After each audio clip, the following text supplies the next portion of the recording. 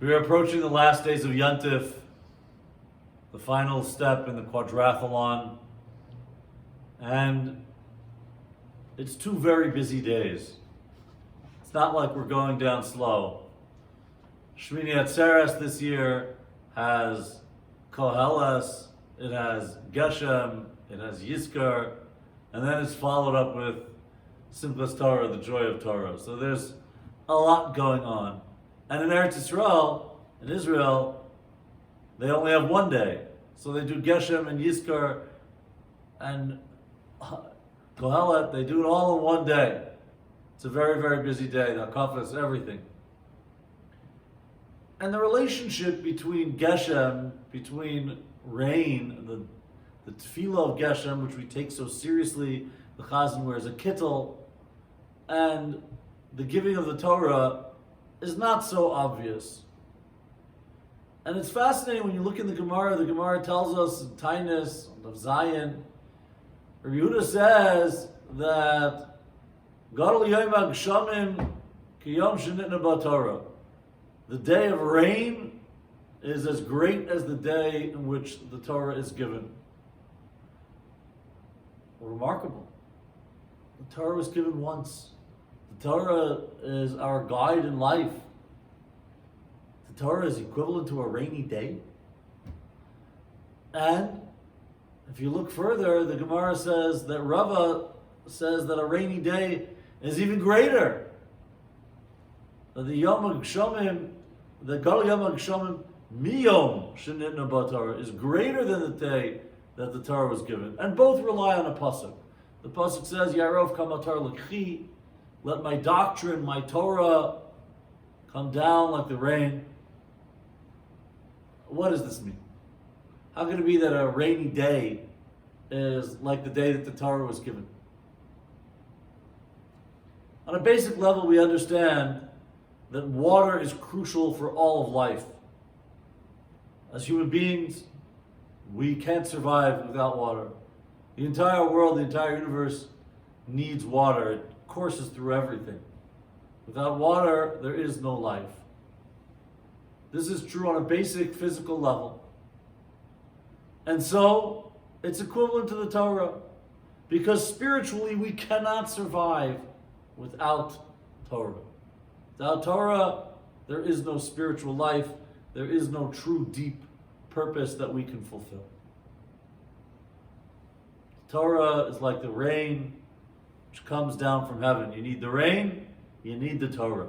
That's the opinion of Rabbi Yehuda. But Rava takes it a step further, and he says that there's a challenge that we have to face. And it's a challenge that I think we all need to think about. The reason that rain is greater than the Torah is because when it rains, all the crops receive the rain. Every single one of us gets the rain. The waters, the oceans, the seas, the lakes, the rivers, the fish, the animals, they all get the rain. But the receiving of the Torah is actually dependent on us. Yes, Hashem has provided us the Torah, but we have to choose to receive it. We have to choose to actively take the Torah into our lives. It's here for us, but do we really take it into our lives? Does it really guide every thought, statement, and action in our lives? Everyone needs to think about that question. The rains, everyone gets it.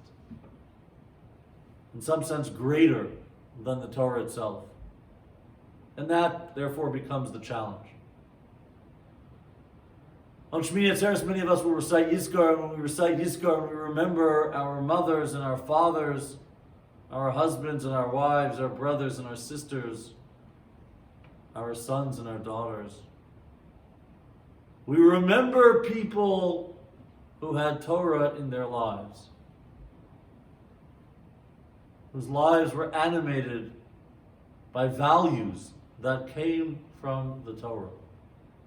I'd like to share with you a story that my son Ephraim actually shared with me about a man named Yankala Kainis, and how much Torah allowed him to live. That without Torah, he wouldn't have survived. He needed the Torah more than he needed the rain. In 1930, there was a man named Yankel Brach. He was born in 1930, and he grew up in the Polish village of Shadik. His parents, Moshe and Gittel, were very, very committed Jewish people, and they sent him to Cheder, they sent him to learn. And he apparently was not endowed with the greatest intellectual capacities. And this little boy was so frustrated that the other kids in the class understood, and he just could not get it. The Rabbi was teaching the 6th chapter of Masechta Bava Kama, Perak HaKoines, it's called. HaKoines Tzon Ladir, someone who brings in the sheep into the pen, various laws that apply to ownership, possession, etc. Laws that apply to guardianship. And this poor boy was suffering. One day he came home, and his parents, who were also suffering beside themselves, came home, and his father took out a burlap sack and it had a red string around it. Father opened it up and it had a big golden coin inside. And he said to his son, Yankel, one day you will understand, you will learn. I know if you just continue to apply yourself. And for every page of Gemara that you know, we will give you a golden coin. His eyes widened. And from that day on, he came home and he would try to learn another 2 lines by heart. And his parents, in an effort to show how much they appreciated his efforts, they would dress in their Shabbos clothes to greet him, these poor people. And every day, 2 more lines, 2 more lines. And finally, one day, Yankala comes into the house and he bounds up the stairs and he comes into the room. And there his parents, and he starts to recite by heart, HaKoines Tzon Ladir. And with closed eyes, he continues, and he says the whole page, the whole daf by heart. And when he opened his eyes, he sees his parents with tears streaming down their eyes. It was such emotion and such joy at that time. But the skies quickly blackened, and the Nazis came, and they liquidated Shadik, and Yankel's parents were murdered. Shemini Kom Damam. And Yankel was sent to Buchenwald. And while he was in Buchenwald, every day he thought he's not going to survive. And at every moment that he had, when he was feeling down and depressed and in a state of despair, he would start to say this one daf of Gemara that he knew. Until everybody in Buchenwald knew this little kid as Yankala HaKoines. And the years went on and he survived the war. And he ultimately made Aliyah and he went to Yerushalayim. And in 1953, in the month of Nisan, 2 days before the Siyam HaShas, the 3rd go-around, there's some people who have the custom to study 1 page a day of Shas. They make a big Siyam at the end of 7.5 years of over 2,700 pages. And it's 2 days before the Siyam HaShas. And Yankala Brach, Yankala HaKoines, who works in a little metal shop on Rehov Hillel Street, bumps into Reb Chaim, who teaches the Daf HaYomi, and he goes over to Reb Chaim and he says, "Can I ask you a question?" Reb Chaim looks at this sad figure and he says to him, "Are you from there?" There was a code word of saying Eastern Europe, those people who went through the Holocaust. And Yankala says, "Yes, I'm from there." And Yankala told him his whole story about his struggles in Cheder and what his parents tried to do, the incentive that they gave him, and how he went to Buchenwald. And he says, I survived the war and I came to Yerushalayim and I thought, maybe now I'll learn a little bit more Gemara. And I would go into the little shtiblach and I would sit on the side, and it just didn't work. And after every hard, lonely night though, I would come home and I would say that one daf Gemara, that one page by heart.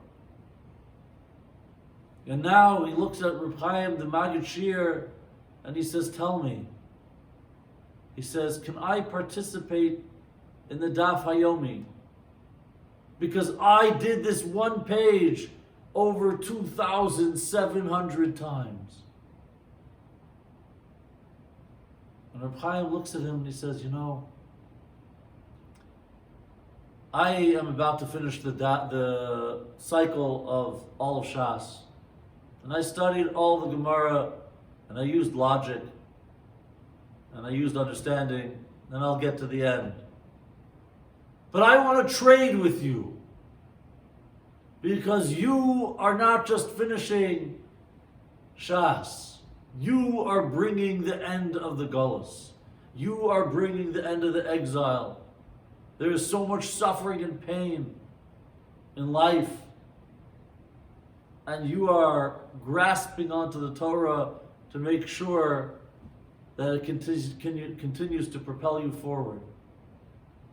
And he walks with him into a shul and he says, instead of saying the regular Hadron where we mentioned the 10 sons of Rav Papa, Chanina Bar Papa, Ravi Bar Papa, Ravi Bar Papa, Circle Bar Papa, let's say the names of all those who were murdered in Shadik, your parents, of Remela, Chaim, Chana, etc., etc.